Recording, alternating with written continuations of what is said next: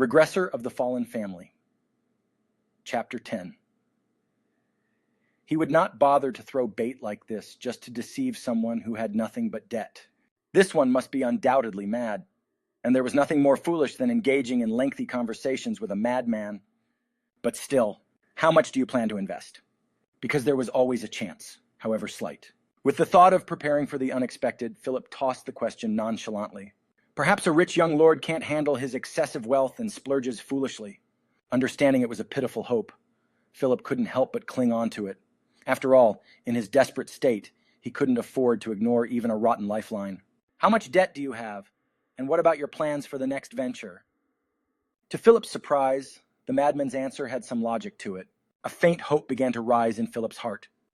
Would you really invest in a trading company that has already failed once? Well, it's fine. I believe in Sir Philip's talent. I want to invest and see. When have you ever seen me? Yet despite his constant ranting, the madman's gaze never wavered. Such consistent reactions were not characteristic of a madman. Putting aside his prejudices, Philip felt a sense of familiarity in the intense gaze of the young man before him, the eyes of someone missed. Father, it was the gaze of a person confident in their judgment, someone who knew exactly the path they must take and had the belief to walk it to the end. It was then that Philip allowed the hope he had been forcibly ignoring to raise its head again. Are you serious about investing?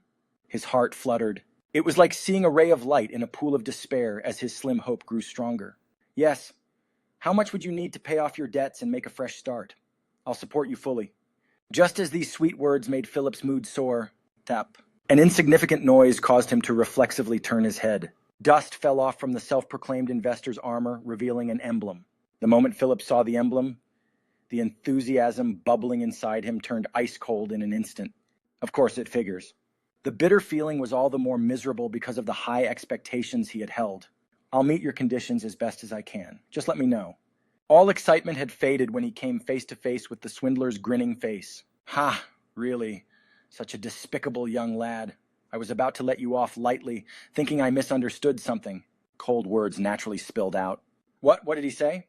Logan was taken aback. Everything was going well when suddenly he couldn't conceal his bewilderment from Philip's abrupt words. You. If you're going to scam someone, at least prepare properly, like those bastards who scammed me before. What?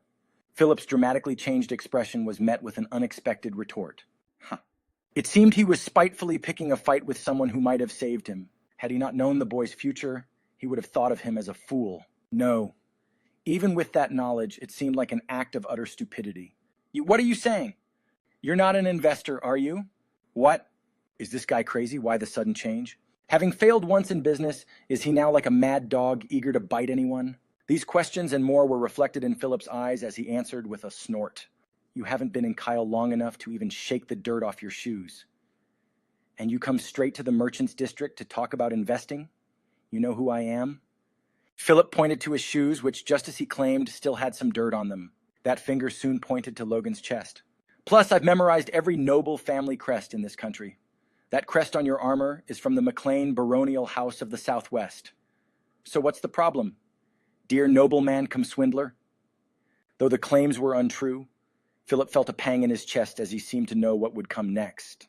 The McLean house is a family of leeches living off their in-laws, and they're talking about investing? A family that can't even pay off their own debts? Ugh! It was painful to admit these irrefutable facts. I'm truly sorry that I have to advise you, but impersonating a noble and getting caught will get you executed, you know? They're rather strict here, understood? Philip gestured, cutting across his neck, his face a mix of cynicism and irritation. No, but that's actually true. And more crucially, your attitude. What's wrong with it? An investor is an absolute superior to a desperate merchant, yet you're behaving as if you're anxious to invest in me. Even the target of your deceit is wrong. You rookie scammer, I'm truly dirt poor, got it? You bastard. His voice became increasingly forceful, the last of his words almost a scream. I'm so broke that I don't even have money to buy food for myself, you son of a... Philip's voice filled the dust-coated shop, brimming with emotion. Seeing a grown man cry is as uncomfortable as having to console a weeping woman. Feeling this anew, Logan still hesitated to make a move. Despite Philip's accusations containing many inaccuracies, they could have been reasonable doubts had Logan not been through his own experiences. And that's the problem. Despite such talent, The young man had been scammed. If it were the same renowned merchant he had known in his previous life, things would be different. He's not that capable person yet. Perhaps the trials and tribulations he had yet to face would create the man he would one day become. Actually, it must have been exactly that which crafted his future self. Time must have crafted the merchant, but Logan didn't have time to wait for the gold bug to awaken the abilities he had in his previous life and go through all that hardship. What to do? Logan's trail of thoughts suddenly reached a fundamental question. Wait, why do I need to invest in the trading company at all? The future imperial merchant was considering abandoning the path of a merchant entirely. This might be the chance to make the future empire's top 10 merchant my own. His confused thoughts seemed to align suddenly. Even if the man didn't grow to where he was in the previous life, it would still weaken the power of the Ares Empire on its own. Having organized his thoughts, Logan spoke with a bright smile. If I were to pay off all your debts and hire you for life, how much would it cost? That was enough to stop Philip's wailing. What are you saying? Are you still trying to scam? About to shout again, Philip was silenced upon seeing the golden aura bursting from Logan's hand. Could a young genius capable of using force actually be a noble imposter running scams? It would be idiotic to throw a promising future into the gutter like that. And that realization proved every speculation Philip had made so far was wrong. Really? Seeing a stunned Philip, Logan reminded himself, he is the future merchant, one of the Empire's top 10. With a composed expression, Logan gathered his thoughts. After an awkward silence, a resigned voice spoke up. So you were really a young lord, Eek, but what did you say? Trying to convert his derogatory speech to respect, Philip ended up sounding extremely awkward. I said, how much would it be to hire you for life if I paid off your debt? Logan clarified. You're willing to hire me for life? Yes. Name your price for the contract. Consider paying off your debt as a gift. Logan thought it would be clear-cut at this point. However, Philip's expression grew more twisted upon hearing this. I must first apologize for the disrespect I showed due to my misjudgment. A sense of foreboding washed over Logan at the ominous prelude. But, unless there's been a tremendous change I'm unaware of, the McLean household wouldn't have the means, would they? Are you suggesting we both sink together with my debts on top of yours? I'm sorry, but I'm not interested in a suicide pact. Philip firmly expressed his refusal. He might have misjudged the person, but one thing was clear to him. The McLean baronial house is a beggar's family. What would they have to offer? It wasn't a scam. Then either the noble young master was mocking him, or the young lord was too naive to understand the harsh realities of the world. Being born noble makes the world seem like an easy place, huh? Philip decided to teach this young nobleman a lesson in reality. The existing debt alone is 250,000 gold, and my person is worth that much too. The only certainty for a merchant is a contract. Can we sign it right away, or should I wait? Throughout his exceedingly sarcastic tone, the young lord's expression hardened. That figures. Seeing that look, Philip was about to extinguish the last bit of hope he had held when suddenly, 500,000 seems like odd math to me. How can someone in 250,000 debt claim a personal value of another 250,000, unless you mean a negative 250,000? Struck out of nowhere by a forcible fact, Philip felt a deep blow to his heart. It's that. Fine, I'll add another 50,000 for your pride, so how about 300,000 total? What? No, what did you say? 300,000? Would you rather not? As Logan's words grew more brief, Philip seemed too shocked to even notice. Then shall we leave it as is? Utterly bewildered by the unexpected sum, Philip collapsed at that one sentence. 300,000 gold. Yes, absolutely yes. To Philip, it was as if salvation had unexpectedly arrived in response to a casual remark. There was no reason for him to refuse. Shall we make a contract right now? Excuse me? Logan nonchalantly put down his traveler's sack as if it were nothing significant. Thud.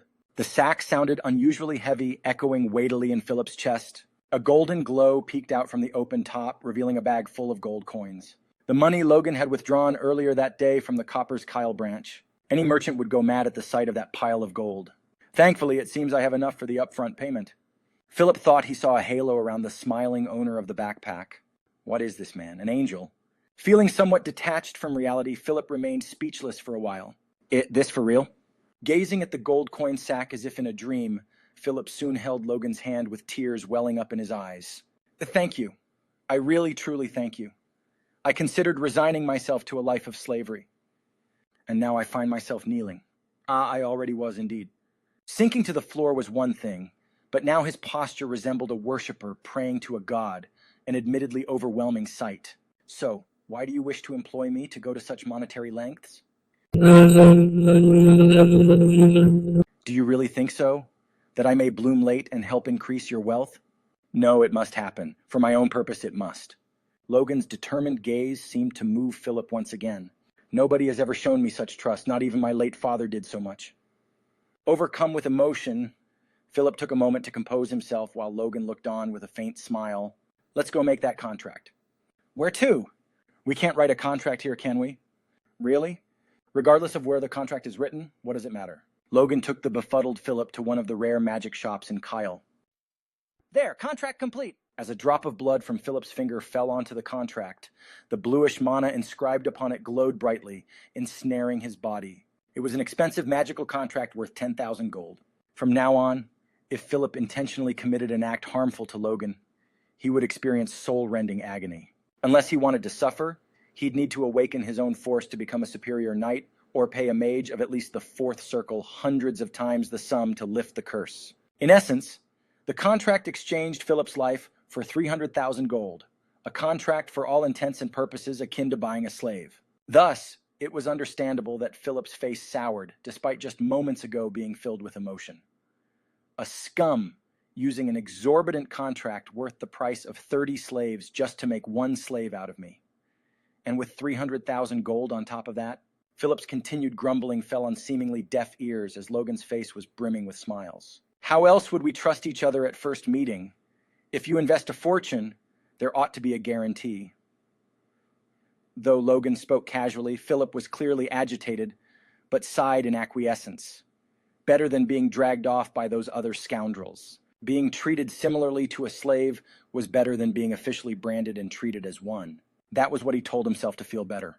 But his spirits irresistibly dampened due to the previously high expectations. As Philip's gloom was starting to set in again, Logan casually remarked, "We can always get rid of the contract once we build mutual trust, so let's do our best from here on."